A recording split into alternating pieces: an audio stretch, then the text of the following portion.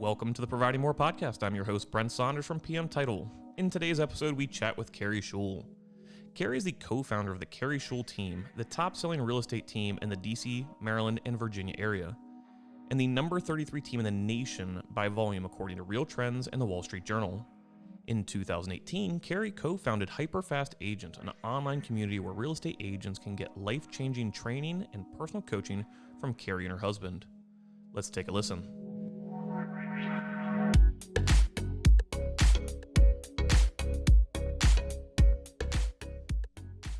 Keri, thank you so much for joining me. You obviously have built a fantastic business, but I really want to go back to 2008 when you first started into the industry as a general real estate agent and learn about that. What was your first like in 2008? I know the industry was booming back then. So how did that happen? Well, so thank you for asking about that. And thank you for having me today. I'm pumped to be here and appreciate collaborating with agents. So this is a good opportunity to share with your listeners.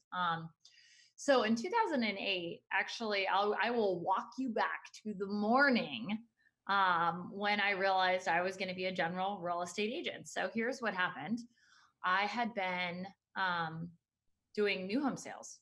And my mentor, I was selling condo buildings for developers. It was like crazy. I would have people waiting outside my sales center to buy houses in 2005.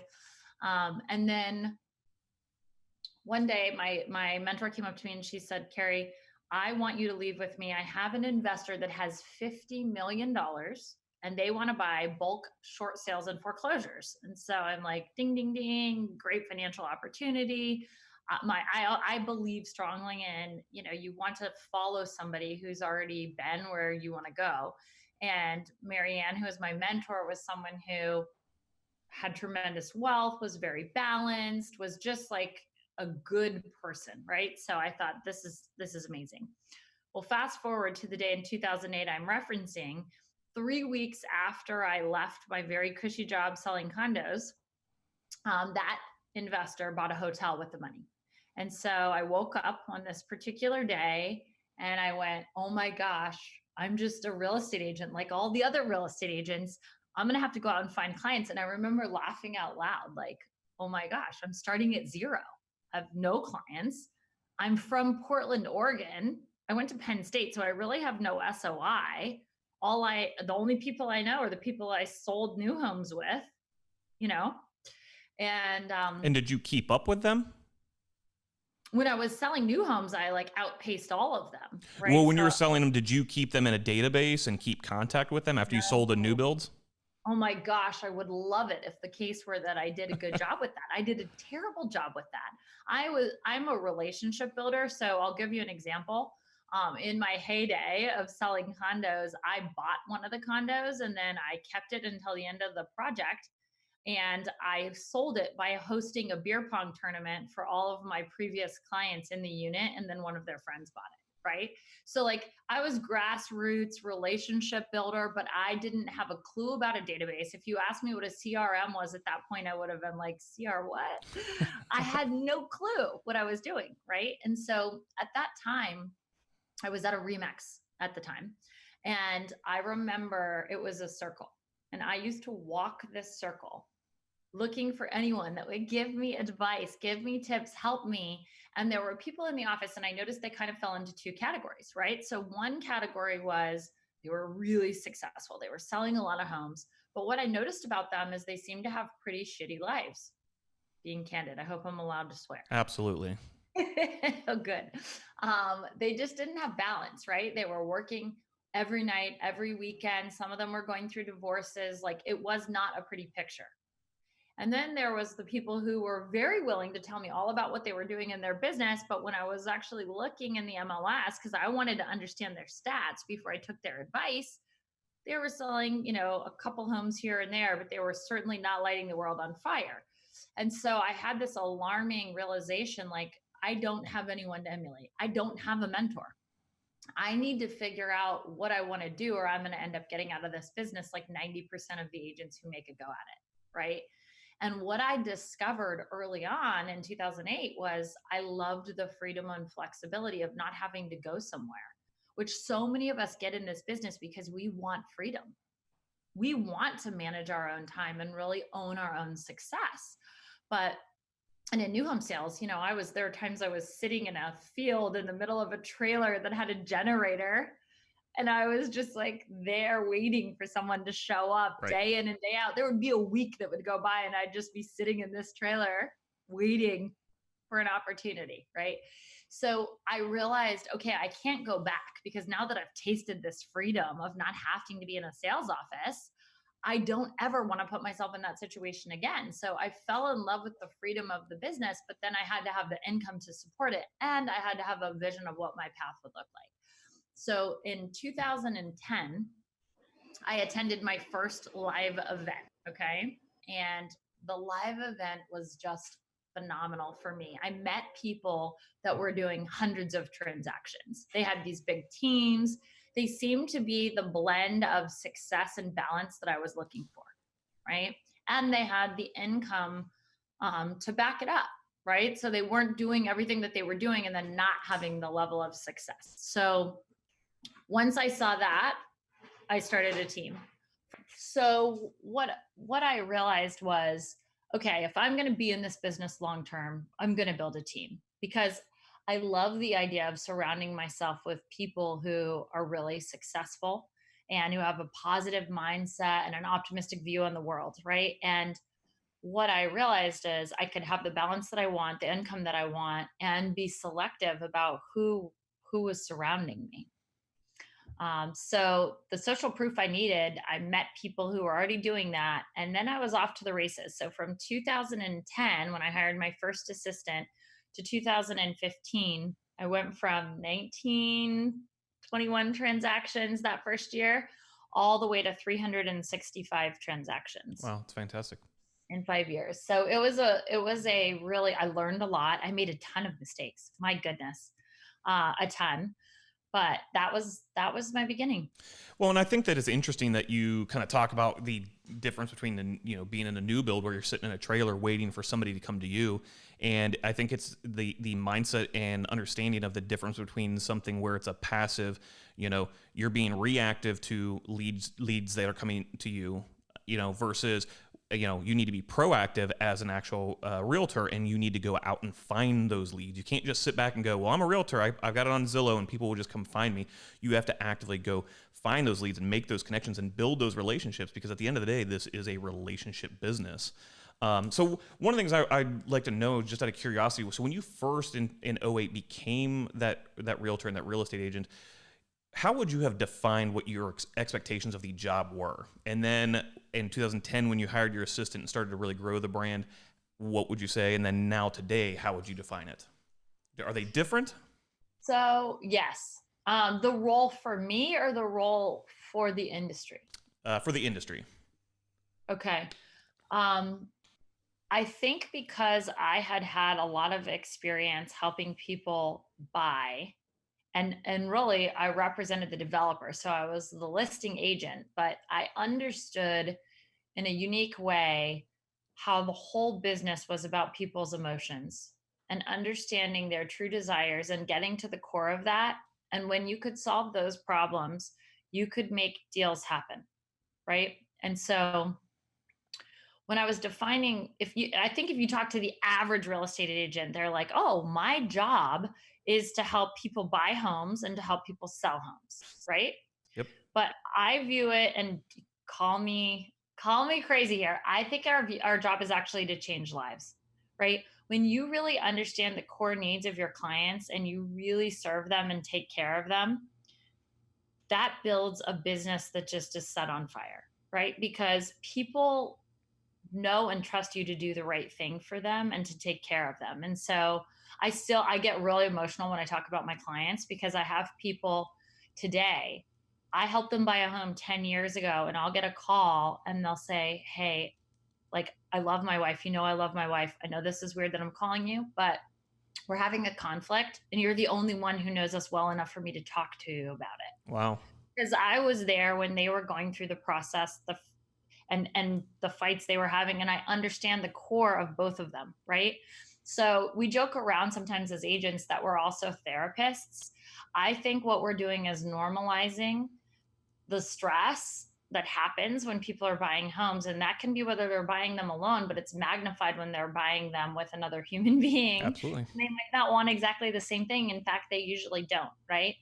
So I view it as the relationship. Then when I got to 2010, I will say this: the responsibility of taking care of a team and their families relying on me to make sure that they had enough income to support their lifestyle, their family, etc. I viewed it as the best way to continue success is to be able to control the lead generation. Because if you can dial up the lead generation, you can really serve your employees and your agents in a different way. And I think a lot of team leaders make the mistake of viewing their job as mentoring their agents. I just disagree with that. I think that there are a lot of mentors out there, and no one is going to stay with you for your mentoring long term. I think you can be incredible at that, but you have to be able to be a mentor to someone and change their life, and also give them the leads to generate income, because that's what most agents aren't good at. And so, for anyone who builds a model and they say, oh, I'm going to just focus on the support and the mentoring, and they don't have the leads, well, a lot of your agents are going to fail. So in 2010, I viewed it as I need to be innovative. I need to be ahead of the curve. I need to be able to lead generate.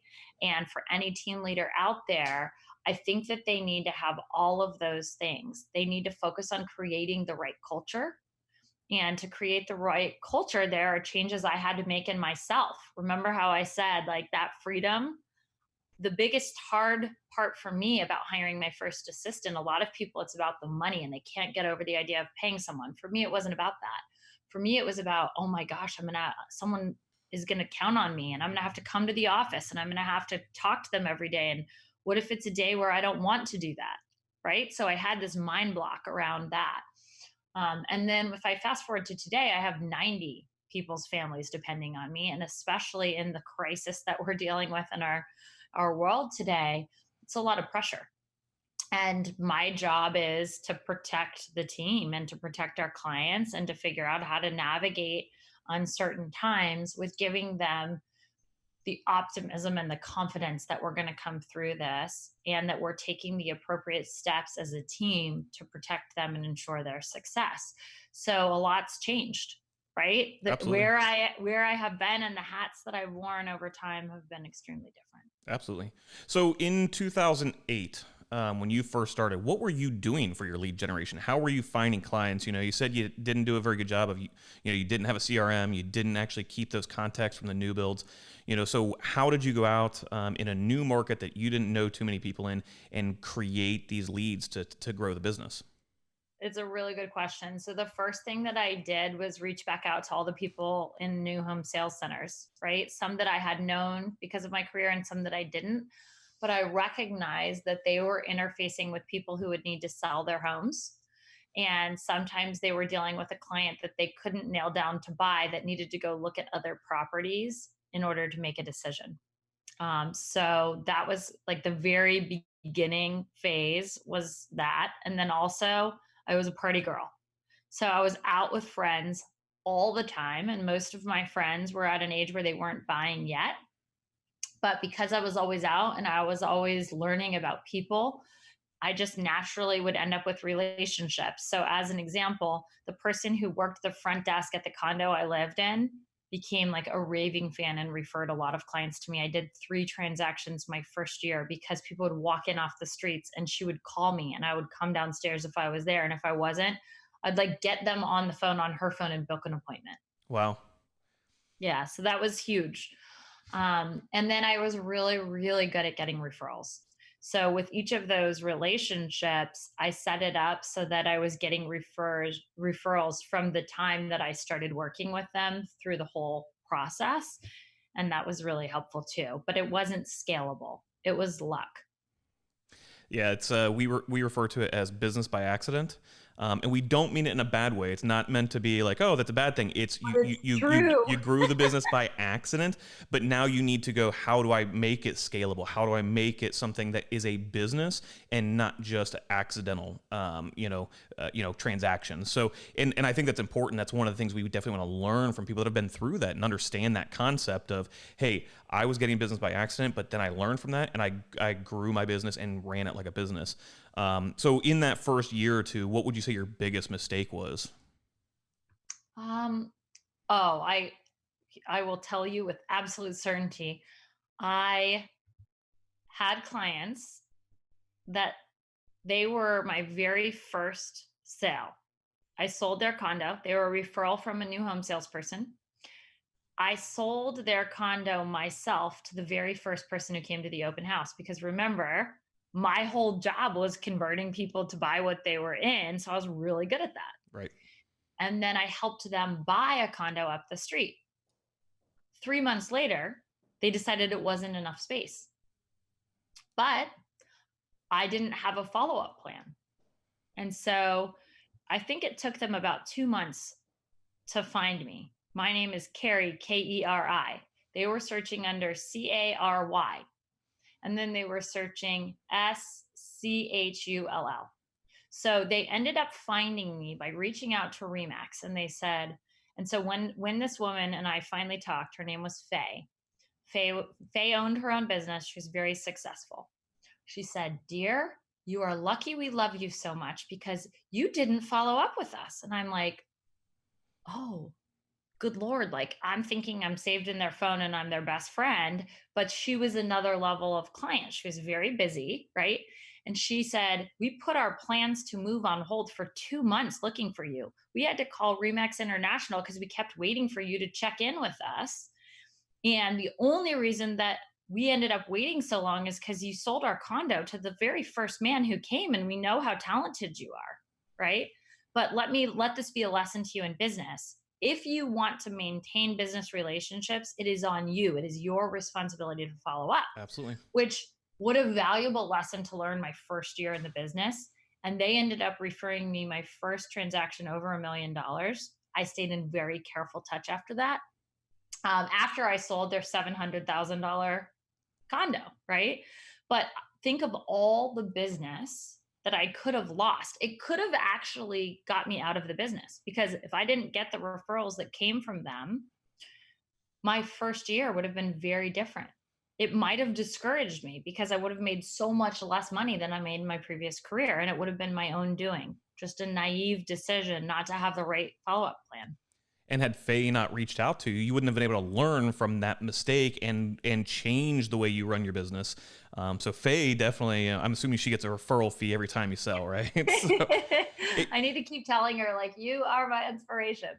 Yeah, There's a great book called Raving Fans that talks about, the three types of fans you have and customers you have. You have people that are always advocates for you and always telling you how great you are. You have people that are yelling at you, and you have people that go quiet. And a lot of people think that the worst of the three are the ones that are yelling at you. And really, those are your fans too. They want you to get better and improve. The ones that go quiet are the ones that you didn't do a good job of managing, and now you're going to lose out on business because they're just going to fade off into the sunset. Completely. I love that book, by the way. If anyone out there has not read it, you absolutely should. So, and I'm going to actually, I didn't really want to ask this question yet, but since we're just talking about books, so what is your favorite book right now that you have not published? That I haven't published? That's Yes. hilarious. I haven't published one. So, well, all right. So my husband wrote the book Hyper Local Hyper Fast Real Estate Agent. And I'll tell you why that would be my favorite read for real estate agents. I think there's a lot of books that are focused on, like, here's the big picture of what you should do, but they don't give you the actual techniques of how to do it. Like if I tell you, hey, you should go drop off letters, right? And get people who may be thinking about selling their home to reach out to you so you can sell the buyer an off market property, right? Like there's tons of places that will say that, but then they don't give you the letter. They don't show you exactly how they executed the search. And in his book, it's so specific that when I read it, funny enough, I'm married to him. I run a business with him, and I learned a lot that we reintegrated into our business from doing that. And when I read the workbook, I cried because it was talking about getting clarity around your vision in the beginning of the workbook. And I'm like, man, as clear as I think I am, you can always do a better job imagining and dedicating time to your future and your vision. So, yeah, that's easy answer for me. And so, where can somebody get that book? On Amazon. Okay, on Amazon. Beautiful. Yeah, and I think that that's important, having a workbook and being able to basically strip the blinders off. And, we all get this tunnel vision into, oh, I think I know what I'm doing and I know what I'm capable of and everything. But once somebody really kind of challenges you to look at yourself and pull those blinders off, you learn a lot about the stuff that you weren't doing and that you could do better. And you can always kind of do a little bit more. And, there's a great sales author, Jeb Blunt, that has a reminder bracelet that says one more call. And before he leaves the office for the day, he looks down at his wrist and it says one more call, and he picks up that phone and he makes one more prospecting call and just, hey, one more effort. It's not going to take me that much extra effort to make one more call and to keep pushing. And again, that pipeline grows, so much more if you just keep going and keep going and keep going and strip those blinders off and don't be complacent. And I think that right now it's easy to get complacent because of the environment that we're in, where we're stuck inside and sheltered in place and everything. And there's a lot of ease of going, well, I'm going to backslide and I'm not going to push as hard as I can. But now is the time to prospect, in my opinion. I want to jump back again to 2010. So 2010, you said you went to your first live event, and that's what inspired you to hire the assistant. And what was the live event? Who was putting that on? Sure. It was a Craig Proctor event, and I hired him to be my coach after that. So he was really influential in the first phases of my career. And what was it that in 2010 that he, taught you that you really needed to work on, and something that was really just a weakness of yours that you then turned into a strength, or possibly turned into a strength? Sure. So I would say there were two keys. The first was social proof, because I'm somebody that believes if someone else can do it, I can do it. Right. And if you're listening to this and you're one of those people, like, put yourself in the room with people who have done amazing things. Because for me, once I have social proof, if someone else can do it, I can do it. I can figure it out. Right. And I don't have too big of an ego to copy. So the thing that's wonderful about being in a room full of people who have done what you want to do is you just ask them what were the key elements. And if you have 5 of them in a room and you build relationships quickly, they're just going to give you the systems and then you go plug it in. So I would say the first thing was the social proof that I needed by having a room full of really successful agents for me to emulate. Right. And the second thing was he was really gifted at helping me understand how to make it rain leads. Right. So he was all about direct response marketing and being able to dial up your lead program. And I've taken that to heart. And my team today, I mean, we are so good at that. And that's why we're thriving in a very uncertain time. So what is it that, if a new agent walked in off the street and said, hey, I want to work for you, Keri, what would you be looking for in that person? A positive mindset. Okay. Right. So I would want to know that they are optimistic. For an agent, I want them to be very financially driven. Right. I think that a lot of people have a financial glass ceiling. So there's something that prevents them, like they get to a level and then they're comfortable.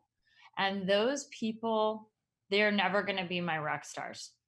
Right. Because unless they want to achieve more and they have a bigger goal, they're going to get to a certain level and then they're going to dial off their efforts. They're going to hit 3 sales and then throw a party and take a break. And I'm looking for the people who are really driven to produce results and want to succeed at a high level. And I think they have to have a core why for that. So I want to understand more about their makeup and what makes them tick. Oh, and one other thing, they have to deeply care about people because the clients are smart. And so if I have somebody who's only financially motivated and they're going to make decisions based on the money instead of the person, they will never win, ever. Right? So even today, I was having a conversation with one of my agents, and it made me remember one of my clients in the early days. She had the worst case of buyer's remorse I've ever seen. She was yelling at me. I'm pretty sure she called me the B word. She was like, "You better effing tear up that check." Like she just had like an absolute panic. And she remains a good friend of mine today and has bought and sold multiple homes with me. But she had that tremendous fear reaction. And so, because I care more about the person than the transaction, in situations like that, I'm able to serve them. I'm able to be there and be comforting to them when they want to be angry with me. Right. So, even someone who has that dramatic of a reaction, I don't take it personally. So another thing I look for in people, if they get offended easily, they're gonna suck, right? Absolutely. Their feelings are going to be hurt all the time. There's going to be so many people they can't work with and they don't know how to serve. But if you care deeply, you're not offended easily, you're optimistic, you're willing to work hard, and you're financially driven, you're going to be a rock star. Yeah, and I think it was maybe December of 2018, or maybe it was 2019. You produced a YouTube video for a recruiting video for your team, and it was one of the funniest videos I think I've ever seen. So, everybody listening, I suggest they go to your YouTube channel. What's the name of your YouTube channel? Do you know offhand? It's the Keri Shul team. So it's KeriShullTeam. Are you talking about the Amazon one? No, I'm talking about the music video. Oh, okay. So we have one that went like crazy. It went viral that we did for Amazon. Some of our videos, we really now focus a lot on video. We have 2 full-time videographers. We're focused on our digital footprint and how to attract people who are not yet ready to buy or sell a home to understand who we are and how we serve the community. So when they are ready, there's no other thought. They just think of us. So that's one thing that I definitely noticed is that you create a lot of content. So where are you coming up with your ideas for the content that you're producing? So it really depends on the day. So I'll give you a couple examples. The Amazon video, which if you guys haven't seen that, you have to check it out. It's hilarious. We reworded the song "Santa Claus is coming to town" to "Amazon is coming to town," and we used. Do you know what geofencing is? Yes. So we geofenced Amazon's building in Seattle, and we used that video to have them know who we were. We've serviced 3 clients that were relocating to the area because of that effort. Um, but that idea I got from Billy Jean. Do you know who Billy Jean is? Oh, absolutely. So I love Billy. He's a friend of mine. And he was like, dude, you know what you should do? You should just have like a sequence of things going on in your office and have it be one continuous video. So that's what we did. That was his idea. Today, I got ideas from one of my coaching members. She's really gifted at writing scripts. And so she wrote some scripts for how she's dealing with the coronavirus with her clients and what she's communicating. And I saw a video she put out and I'm like, oh my gosh, this is brilliant. It's amazing. And so I asked her to share the scripts with me and I'll rework them and put my own stats in. And then you'll see a whole series of content that's coming out soon. And if you guys want to subscribe to my YouTube channel, I will not be offended if you copy it. I'm all about copying. I think it's smart. Why would I go write my own script when I think Gretchen did an amazing job? I would ask her, "Hey, is it cool if I change this for my market and change it for me and then do the same thing?" So I always try and go out and find people who are doing a really good job and just don't reinvent the wheel, but leverage what they're doing. The video that you're talking about, I did a team contest. So I divided my team into 4 groups and I said, okay, guys, the winner gets a party bus and to go to a concert. So they had to have an incentive that was like, oh, cool. So we went to see, I don't even remember who we went to see, but it was a blast. We rented a limo and they had 3 different videos they had to produce and they had 1 day with a videographer and whoever did the best, then we had a viewing and the team all got a vote. And we had popcorn. It was really fun, but they had to do 1 for new recruits, 1 for clients, and 1, maybe it was 1 for buyers, 1 for sellers, and 1 for recruits. But it was very, very specific. And then we let them come up with the content and they did all the words and they did it themselves. And the videographers were like highly wanting their team to win, right? So it was pretty cool. That's awesome.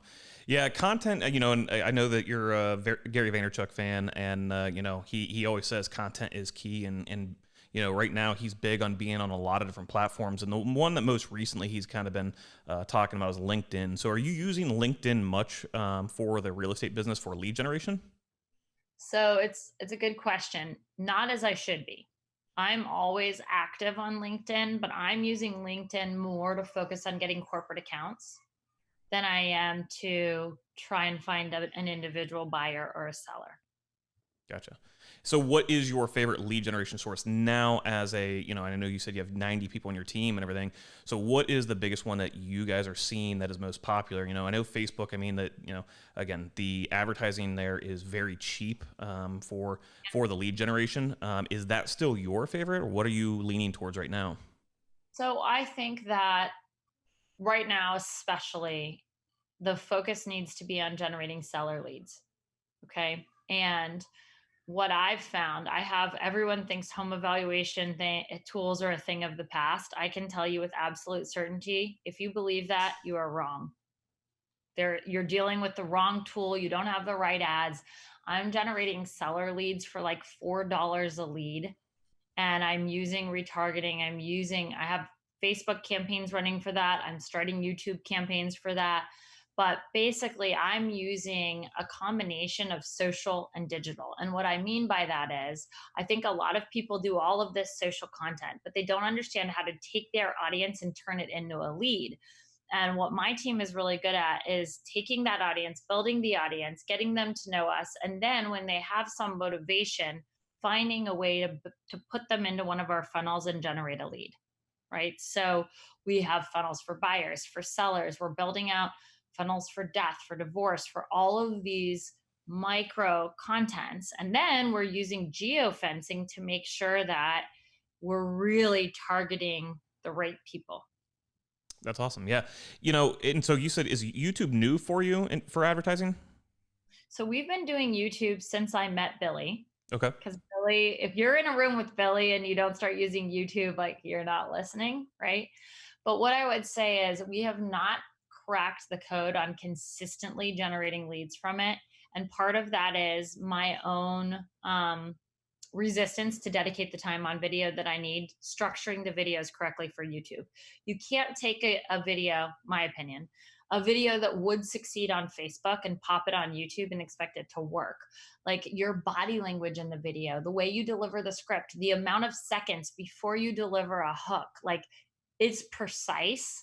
And so I feel like it's just me deciding to put the effort into it to really unleash the power of YouTube. And my intention is to definitely do that in 2020. Awesome. Yeah, we talked to a lot of agents, and I think that YouTube, not just for agents, but for any small business, I think YouTube is the most underutilized social media platform. And a lot of people wouldn't call it a social media platform, but there is engagement and it's a social environment. There are comments on the pages, there are likes on the pages, essentially. There are followers, and you're talking to an audience, and it's a captive audience if you can create that, following behind it and everything. And then again, if you can figure out how to do the correct ads and get those leads from it, again, the cost per conversion is pretty low because unless they click on it, right, you're not paying depending on how you're doing the structure of it. So I think it's probably the most underutilized social media platform for lead generation. And it's just interesting to hear. We have Gen Z to Boomer on our team, and talking through, okay, what's your favorite social media platform and how do you interact with it, and hearing the different ways everybody interacts with it is really interesting. To go, okay, now what would drive you to go, okay, now I'm going to click on that ad, or hey, now I'm going to follow this person.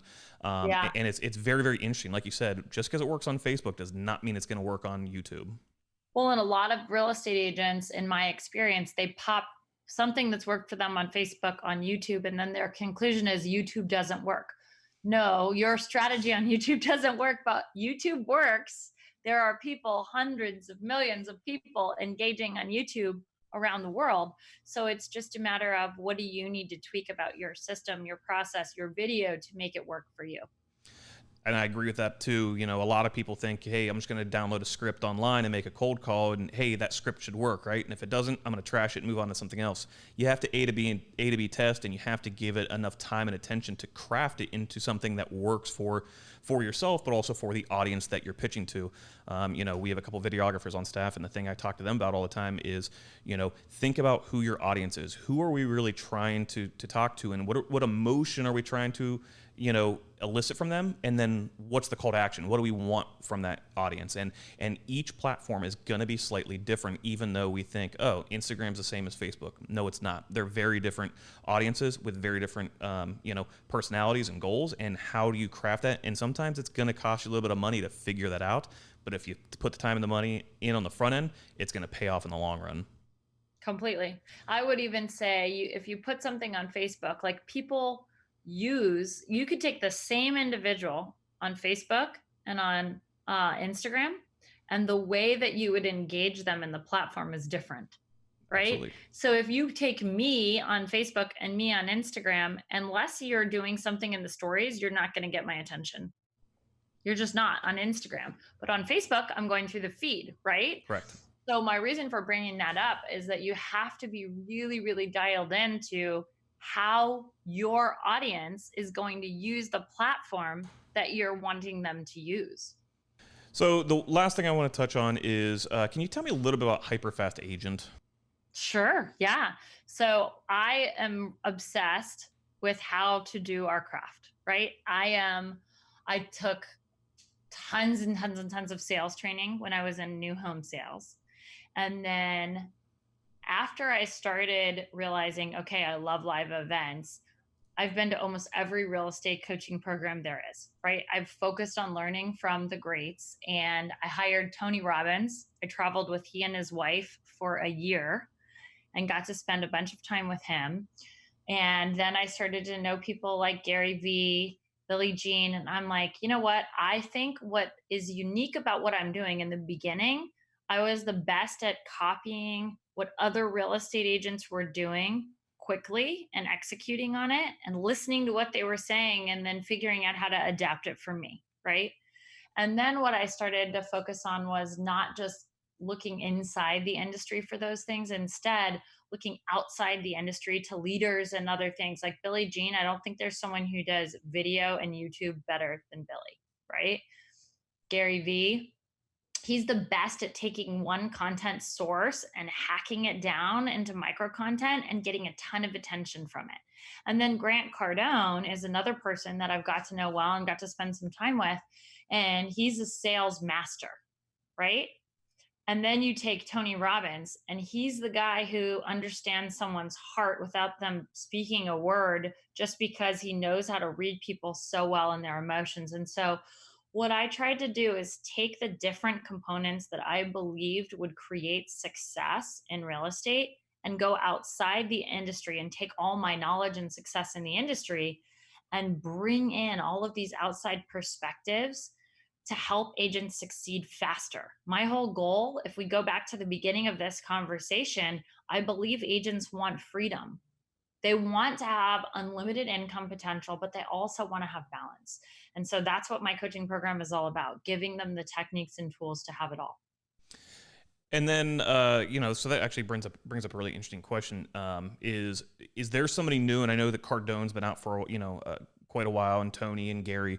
Is there anybody new that you see up and coming that is somebody to have on the radar to watch, to learn about, you know, new marketing techniques or new motivation or anything like that? So we have quite a few people that we're following right now to kind of figure out what they're doing.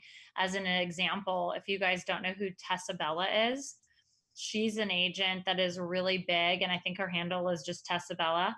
Tess Jelton is her name. She's amazing on Instagram. She has quite an audience. I learn a lot from Sharon Servatza. He is somebody that has been an incredible mentor to me. He's the CEO of Kingston Lane, and he is so good with how to craft the right messages. Perry Belcher is another one. Jason Fladlien. And Jason Fladlien is a webinar genius. right? So he's somebody that I met him and I was so drawn to him. I immediately, well, and he, if you guys know what ClickFunnels is, Oh, absolutely. he helped Russell Brunson write all of the webinar series to launch ClickFunnels. So I think Jason is someone who really understands how people think. And then you imagine, okay, how do you take what he understands about webinars and apply it to the real estate industry at a time like this when people are in their homes? Imagine how your business would change overnight if you had access to webinars. I mean, it's mind blowing. If you really understand webinars and how you can leverage them to educate your consumers and to create raving fans at a time when people are scared, but they still have to make a move, there is so much you can do to provide them comfort in this time and educate them and move them forward in their own mental process. Like, it's a game changer. Awesome. Well, I think we've gone a little bit over our time, so I really appreciate your time, Keri. Thank you so much. It was fantastic. Well, thank you. I do have an invitation for anyone listening. Absolutely. We are doing a 5-day challenge next week. So I don't know if this is going to air before that, but if it is, I'm happy to do 50% off. It's super cheap. It's $19.97. Okay. I'll give you a code so that anyone who's listening to this can jump on it. It's all about, people are sitting there and they're like, okay, I don't want to be one of those agents that treats this like a snow day. Like, it's going to be, it's going to be a while. Like, it could be a week, it could be a month, it could be 6 months. We don't know. So it's a challenge all about dedicating our energy and our effort to doing the activities that will build our business, right? That will help serve our clients right now at this time when they need it. And so every day we're jumping on the phone. It's going to be a 15 to 30-minute conversation. We're going to talk about a technique or a strategy that you can go do. And then the next day we're going to regroup and talk about the next strategy. And it's 5 days long. So it's a very minimal time commitment. I promise you, it'll set you up to have at least 5 additional clients in your pipeline. So 5 clients in 5 days. That's the goal. That's awesome. Yeah, we will definitely get it published and get emails out to all of our clients as well, and advertise it on Facebook as well to help out, because that sounds amazing. And again, yeah, I always say that it's prospecting 101. You have to always be prospecting, right? In 3 months, if you look around and go, where'd all my business go? It's because you stopped prospecting now. It goes back to the old adage: when's the best time to plant a shade tree? 20 years ago. When's the next best time? Today. So I think that's fantastic that you're helping push people and coaching them into, hey, do it now, because no one's going to do it for you, right? And your competitors are going to be out there doing it, so you better jump on and work as well. And I think so many people want to do it. They're just scared right now and they don't know what to do. So if you're listening to this and you're feeling that way, come join us. It's going to be easy. It's going to be fun. And you're going to be able to execute without thinking too much and questioning what you're doing. You're just going to be able to do it. Awesome. Thank you so much, Keri. Thanks for having me today. I really appreciate it.